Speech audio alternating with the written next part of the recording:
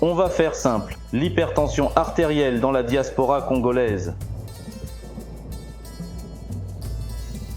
Bonjour à tous, on va faire simple, c'est votre podcast simplifié de santé qui se donne comme objectif de vous emmener des informations de santé de façon assez généraliste et basique, vous permettant d'avoir assez d'éléments, assez d'informations pour pouvoir adopter des attitudes préventives, curatives ou des attitudes de gestion des sujets de santé de l'heure.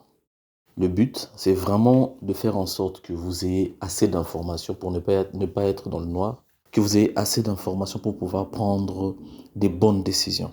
Alors, nous tenons à vous rappeler que le podcast On va faire simple s'adresse non seulement à la population congolaise, mais à la population congolaise vivant et au pays et dans la diaspora.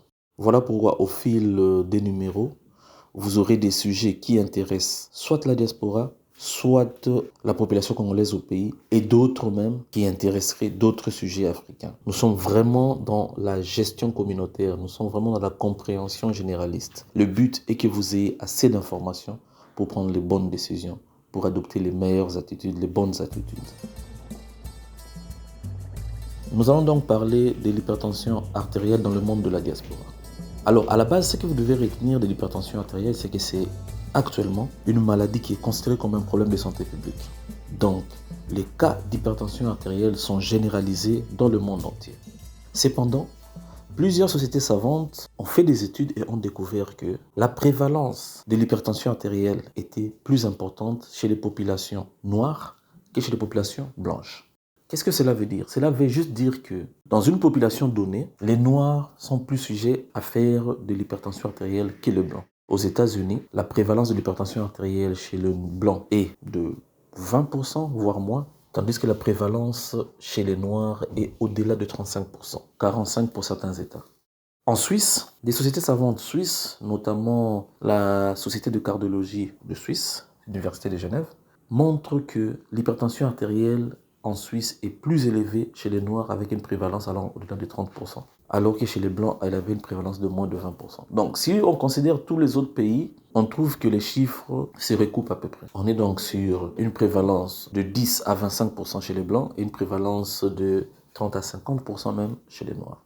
Alors, pourquoi la diaspora? C'est qu'au-delà du fait que l'hypertension atteint plus le noir que le blanc, on s'est rendu compte que les sujets de la diaspora, ça veut dire les sujets noirs qui viennent d'Afrique, qui viennent du Congo et qui viennent s'installer en Europe ou aux États-Unis, ces populations noires de la diaspora sont encore plus sujettes à faire des hypertensions artérielles. La prévalence d'un sujet qui vient de Kinshasa, qui a immigré à l'âge de 15 ans, ce sujet a plus de chances de faire une hypertension artérielle qu'un sujet noir né en Belgique et qui a évolué en Belgique.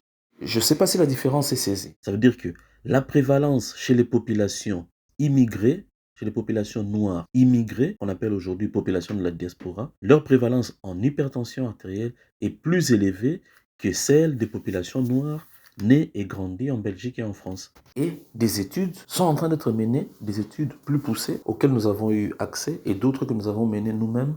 Quand je dis nous, je vous parle bien sûr du cabinet médical et le docteur.